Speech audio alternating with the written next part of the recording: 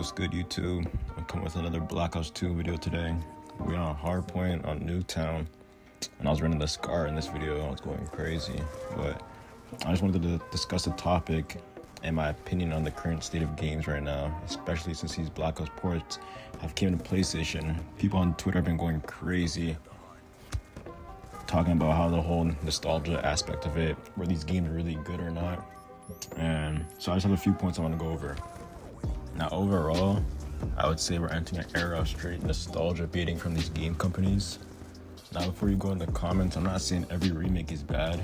There's obviously some good remakes and remasters, because some games maybe aren't playable at the time. Especially look at this game right here, the Black Ops ports. These games weren't even playable on the modern consoles. And people also forget that all Black Ops games, Modern Warfare games, you try playing them on PS3 with the older PS or the newer PSN, the progression wouldn't even save.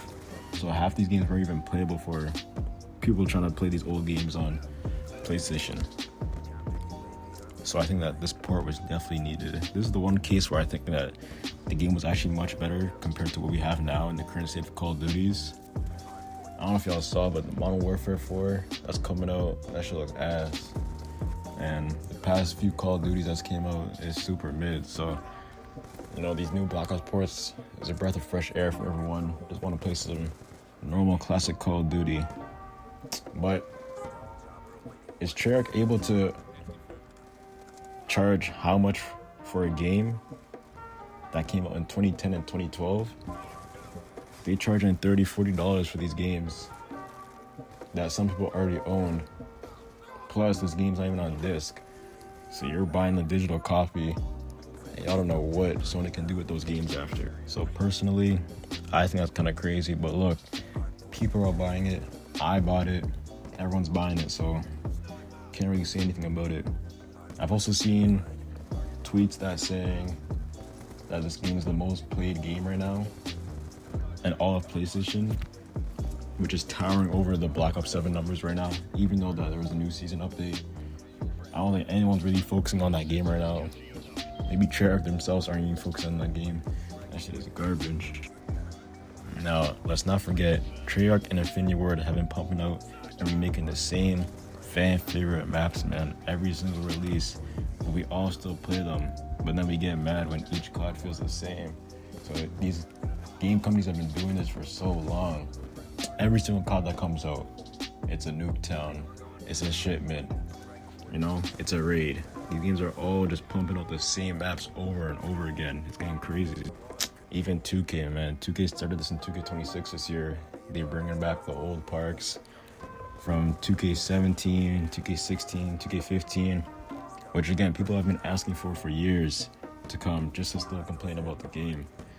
I even see people ask on Twitter asking 2K to just fully port the games like how Treyarch just did, which I think is personally kind of crazy. I don't think people are gonna really play the game like that, especially how the game has adapted over the past few years.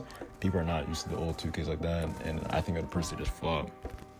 Like, I personally feel like sports games should never feel like they need to do that to stay relevant, but you know, it's kind of crazy.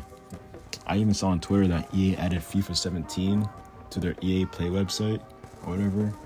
I don't know how true that was, but that's honestly kind of crazy. I feel like, again, these games shouldn't feel like that they need to bring back the old to stay relevant, especially sports games. Like, that's insane. So where did this all start though? I feel like I saw this happening in 2023 when Fortnite Epic Games announced the OG map was returning. This was the first set of the TikTok nostalgia influence being incorporated into a game. For years, people were asking Epic Games to do this for a long time, as Fortnite was slowly losing its original touch, but they finally listened, you know? But it's crazy to think that at this point, the game was only 6 years old, and fans and players already wanted what they reminisced over a short period of time. Like, it was only 5 years, and they're already looking back in the old days, like it was so long ago. But this is why the nostalgia bait works. You know, people gravitate to the life that they once lived and what they're familiar with rather than trying something new, you know? Fortnite was trying to innovate and try new things, but people really just wanted what they were familiar with. The downside of this is that we're getting less and less innovative and new original games, man. I feel like it's an issue that we have to play remakes and remasters rather than new games that are coming out. But like, I feel like the customers are not to blame because the developers are straight up just releasing poor products. So we almost feel like the older games are like the better option to play, obviously, right?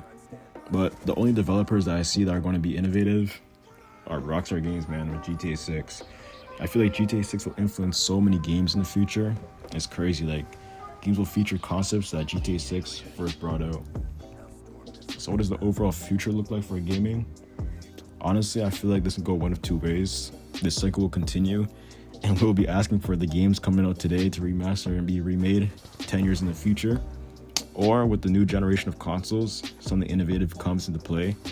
I don't know exactly what that could be, but I feel like it could be something. Because the PS4 and PS5 are quite similar, considering there are two different console generations.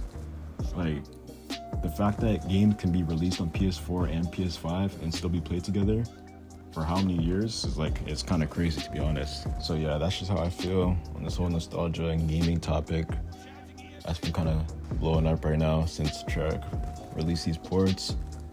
But let me know. I like this video, it's a short one, but let me know what you're trying to see next. I'm still trying to think about what to post next. But yeah, hope y'all enjoyed.